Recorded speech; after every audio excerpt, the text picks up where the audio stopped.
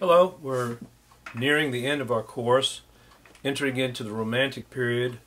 The second period we know as the Modern era, which comes right after Beethoven. Beethoven's career spanning the two, classical and romantic. So we said in the earlier lecture how Beethoven's personality and his desire to make music stand on its own, music as a high art form deserving to be listened to as such, and he wrote 9 symphonies as opposed to Haydn's 104 and Mozart's 41 symphonies. So you can see that the time spent on one individual symphony is much greater. Beethoven, one symphony, the Ninth Symphony, the first movement of the Ninth Symphony of Beethoven's is longer than the whole symphony of his first symphony. So they're getting longer. Even Beethoven's symphonies are getting longer, and more creative energy is being put into each as what you call a masterwork.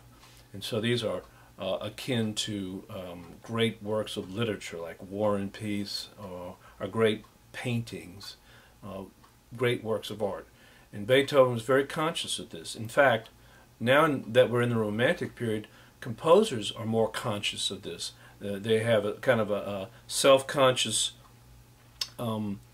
ego that's propelling them to be more creative and to be more original and to express their feelings. So therefore, we talk a little bit more about the composers, their lives, and what they're all about when we talk about romantic composers. Let's take a look over here and get a little context.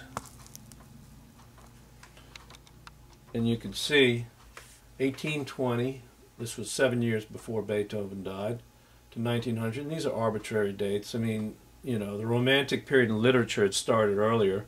And the modern era, it started with Debussy earlier than that even, and Modest Mussorgsky, the Russian composer. Anyway, these dates are never exact, but we choose to use these dates for this textbook. Okay. The context, French Revolution, as we talked about revolutions, the whole of society is being transformed politically and socially. Napoleon was traveling and marching his troops through all of Europe. In fact, Austria was bombed, and then he went into Russia, the front there. Eventually he was stopped at Waterloo. We hear about Napoleon's Waterloo.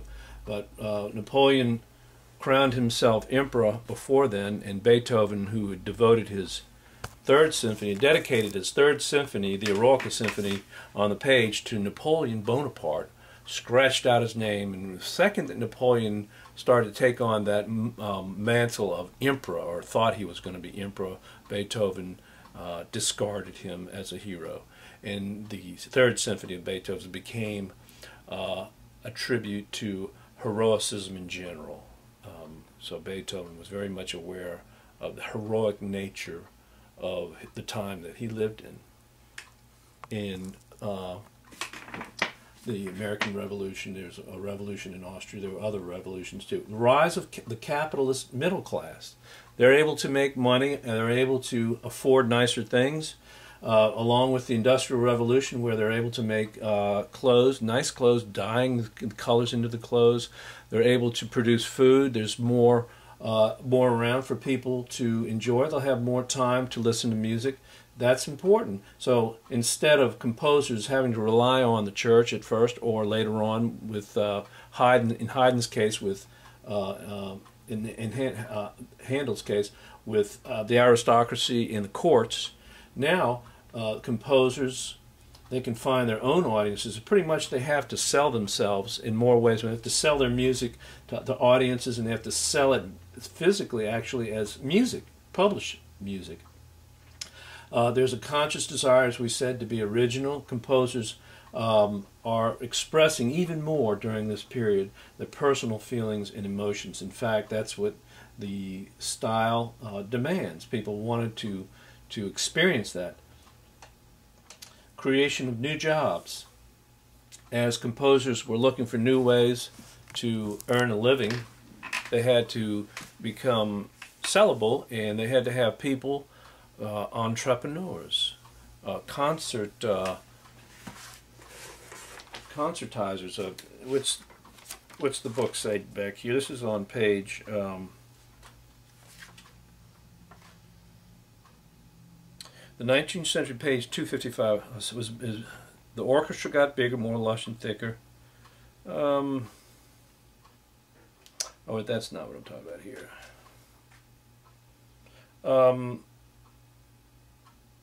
Yeah, for an artist's dynamic and colorful personality and dazzling display of technical skills were significant assets in interesting the public and selling one's work. The great virtuosos became celebrities of their own time, and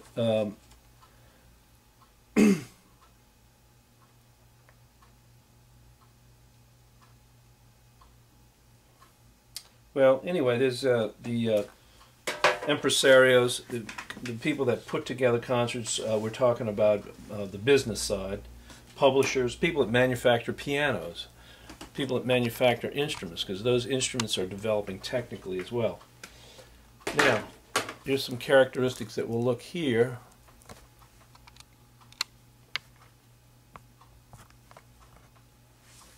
As we said, the music is becoming more technically demanding because that's a good selling item, and people could be impressed their audience with their skill. Franz Liszt was an amazing pianist.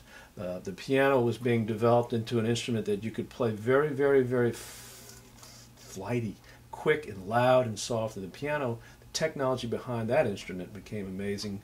The violin, Paganini, Nicolai Paganini was considered one of the greatest virtuosos on the violin, and Chopin was also a wonderful pianist. Now we'll talk about absolute music. Absolute music would have been, for instance, Beethoven's Piano Sonata, number 8 in C minor, or Mozart's Symphony number 39 in E flat major, Sonata in G minor, Symphony number 40 in G minor. Any one of these titles for symphonies that has very descriptive in terms of the key and the musical quality. It's a piano sonata, so we know what that is. It's in the key, we know what that, we know what number it is. But this is absolute music. This is music that's not supposed to be about anything. It's just, of course, you can envision in your mind that tells a story. Many people do when they hear the music. For instance, Beethoven's Fifth Symphony, bum bum bum bum. That's the knock on the door of fate. Beethoven, you're gonna go deaf. Beethoven, your musical career is ended. Of course, people read into these themes and they read into stuff, but you don't have to read into program music. Program music is about something else that's not music.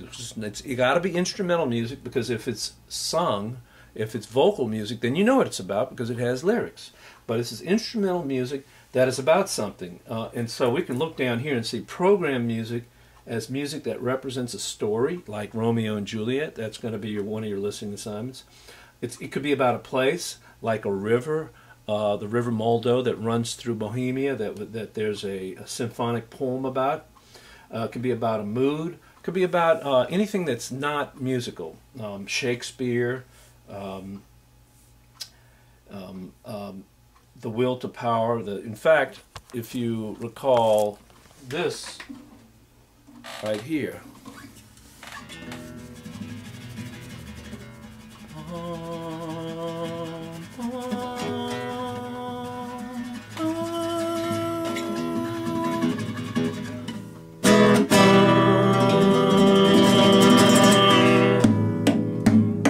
Y'all recognize that, I'm sure. We're all Gamecock fans out there.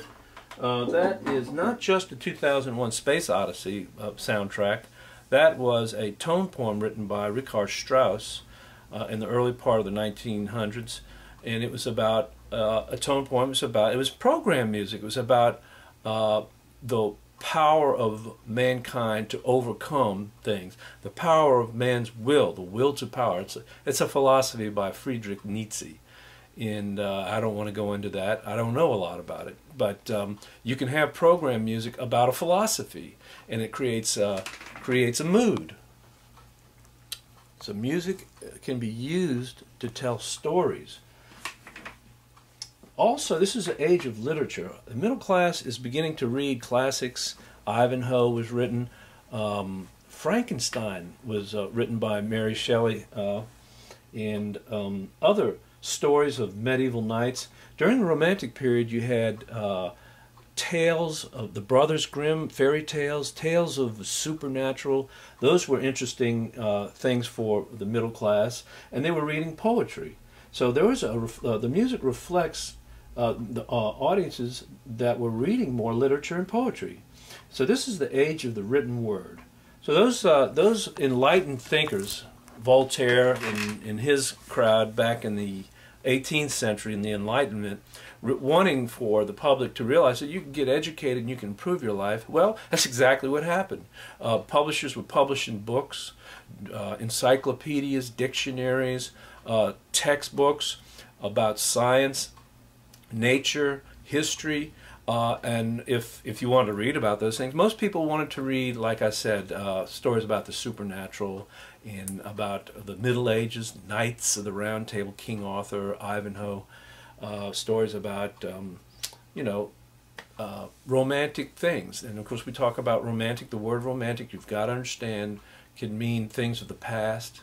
It can mean the supernatural, things of the unknown, mysterious, the horror, the grotesque, death, but it can also mean romantic love, the way we're used to hearing the word romantic. So anyway, we're going to turn back over here, and just before we end this lecture and start a new one to listen to music, the orchestra gets bigger. Okay, let's start up here. Singable romantic melodies. Some of these melodies are very lyrical and they go on. Listen for that. Listen for how these composers wrote these longer melodies that don't seem to end. And they're very singable. Same with the piano player. Would play a melody like Chopin plays writes very singable melodies for the piano. And melody and harmony are integrated more. You'll hear how the melody is altered by the sounds of the harmony underneath it, and I want to point that out. Orchestras get bigger and they've utilized more instruments, so there's more color, more orchestral color, the way that an artist uses color on a paint palette on the canvas, that you can use more color. And you can also, the orchestra, the pieces get bigger, symphonies get longer, but they also get shorter in terms of piano and voice. These are called miniatures. Miniature works are works that don't last very long. They're short in length and often very reflective, or they can be an etude of a study. Chopin wrote lots of miniatures. Some of them were to learn a certain technique. That's what a study or an etude would be. Some of these pieces were dances. Beethoven was from Poland, so he wrote Polonaise, which was a dance. A mazurka is also a dance from Poland. And so nationalism becomes an important feature. If you're from Poland, you're going to want to write music from that country. If you're from Germany, you're going to write music that reflects that country. In Spain, in Italy. So people become more interested in their heritage or their roots. What makes them who they are? And they express that in their music. So we're going to cut this one short, and then we'll talk about the music in the next lecture.